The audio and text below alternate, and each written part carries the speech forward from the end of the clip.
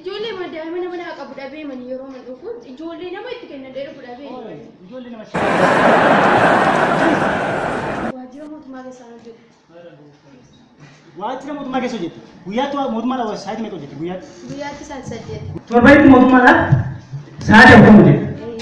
Sa'aatii meeqa? Sa'aatii 40 hojjetu. Mootummaadhaaf torbanitti sa'aatii 40 hojjetu. Inni gaafa sa'aatii 40 mootummaadhaaf hojjetu mana taa'ee daa'ima sii qabu mana sii qabu. Torbanii keessaa gaafa oomisha sa'aatii 2 yookaan sa'aatii 3 gaafa dhuftee baafatu gaafa dhuftee wadaa qulqulleessitu gaafa dhimma wadaa hojjettu torbanitti sa'aatii 2 waan soo baate sa'aatii 3 daa'ima sii qabu moo maal rakkoon keessatti? Guyyaa amma kana hojjetee deebi'ee kana kan waaqayyooti gaafa nirruus dhuguma iyyuu Kan keessa tajaajilli keenya, faarfannaan keenya, lallabni keenya, kadhannaan keenya kan daa'imni namaaf fudhatu miti.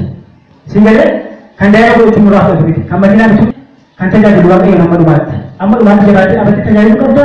Akkuma inni dhumaatti bakka keetti deemteetu waaqayyoon tajaajilu qabda. Waaqayyoon isaa eebbisuu jajjabaan ofirratti dabbaqi. Haxummaa sanaan hin mormuu dandeessu. Ofitti jabaatu kadhadhu ishee amma nagaa deema. Ciao. Dhuguma iyyuu maalitti? Utuu waaqayyo akkatti kakka gurguddaan haa qabu. Utuu waaqayyo akkasitti naan hojjetu. Haala koo jireenya koo mana koo keessaa ilaale maaliifan ol deebi'an? Dhuguma iyyuu maalitti? Dhuguma jedhee paasteriin keenya jabeessii of ilaaluun qabu. Dhuguma iyyuu maalitti?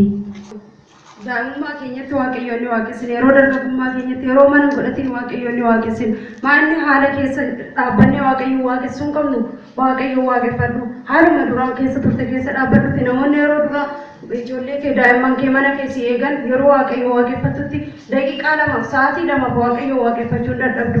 Haala keessa jirtu hundumaa gatiitti waaqayyoon waaqeffachuutti deebi'a.